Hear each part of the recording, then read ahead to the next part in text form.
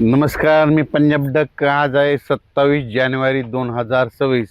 मी म्हटलं होतं ना, राज्यामध्ये 26 तारखेला रात्रीच्याला तुरळक ठिकाणी थेंब पडतील. तर काही भागामध्ये पुण्याकडे देखील थेंब झाले, उत्तर महाराष्ट्राकडे देखील, मालेगाव नाशिककडे देखील बऱ्याच भागामध्ये थेंब आले.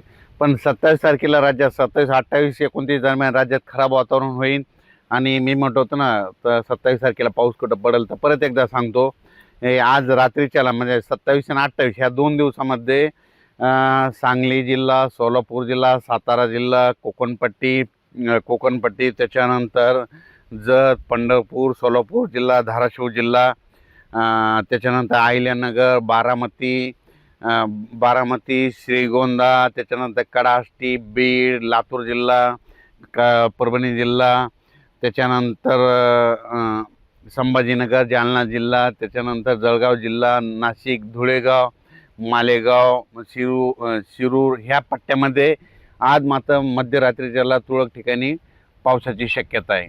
पण हे पाऊस सर्वदूर पडणार नाही. त्याच्यानंतर हे पाऊस पुन्हा आज मध्यरात्रीच्याला आणि उद्याच्याला बुलढाणा जिल्हा, मेकर, लोणार, रिसोड ह्या पट्ट्यामध्ये, त्याच्यानंतर खामगाव, घाटाच्या खाली नांदुरा, बुलढाणा, त्याच्यानंतर परतवाडा, बुरहानपूर, मध्य प्रदेश मध्ये ह्या पट्ट्यामध्ये काय होणार, आज रात्रीच्या आणि उद्याच्याला तुरळक ठिकाणी काही ठिकाणी आज पाऊस येईल, कुठं थेंब येतील म्हणून हा अंदाज लक्षात द्यायचा. सर्वदूर पडणार नाही, पण आज ह्या पट्ट्यामध्ये मात्र रात्रीच्याला पाऊस येणार आहे म्हणून हा अंदाज लक्षात द्यायचा.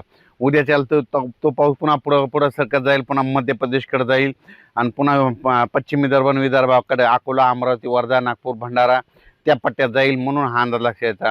पण सर्वदूर नाही पडणार म्हणून ही सर्व शेतकऱ्यांनी सर्वप्रथम लक्षात द्यायचं. फक्त भाग बदलत आहे, तुरळक ठिकाणी पडणार आहे, म्हणजे मोजक्या ठिकाणी पडलेला असेल म्हणून हा अंदाज लक्षात यायचा. त्याच्यानंतर इकडं अहिल्यानगरकडे शिर्डी, त्याच्यानंतर आता बारामती ह्या पट्ट्यात देखील काय होणार आहे, आज मध्यरात्री चांगले थेंब देखील येणार आहे.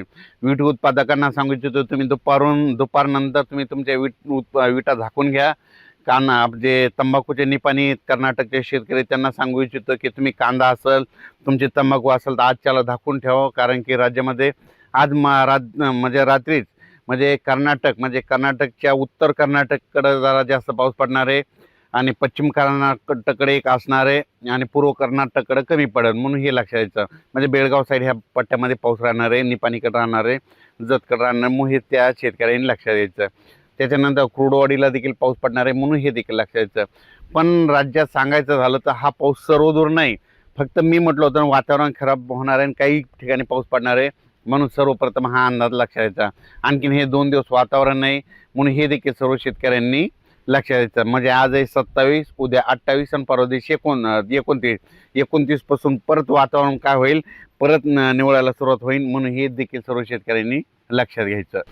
तर आज तुम्ही पाहू शकता, जर तुम्ही कुठं बाहेर वातावरणात गेले असाल तर बघा, आज पूर्वेकडून वारे येतील. पूर्वेकडून जोराजोरानं वारे आले, वावटूळ आली की समजायचं असं या 2-3 दिवसात पावसाचं वातावरण आहे म्हणून हे निसर्गावर पिकवतं.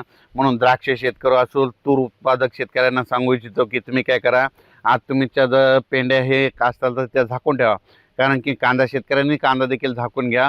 कारण की आज रात्री त्याला बऱ्याच भागामध्ये तुरळक ठिकाणी पाऊस पडणार आहे, सर्वदूर पडणार नाही म्हणून हा अंदाज लक्षात द्यायचा.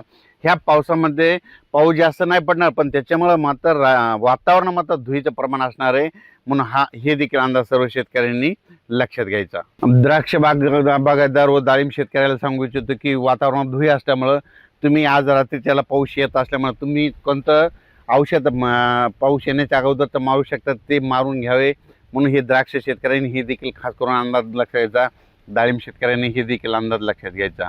परत एकदा सांगतो, आज रात्रीच्याला काही ठिकाणी दुपारनंतर, आज रात्रीच्याला मध्यरात्री 2च्या नंतर, काही ठिकाणी 9च्या नंतर, काही ठिकाणी 5 वाजता, काही ठिकाणी दुपारी 2च्या नंतर. परत एकदा सांगतो, कर्नाटक, निपाणी, कोल्हापूर, सोलापूर, सांगली, सातारा, त्याच्यानंतर पुणे जिल्ह्यामध्ये जुन्नर, त्याच्यानंतर बारामतीला बी पाऊस पडणार आहे.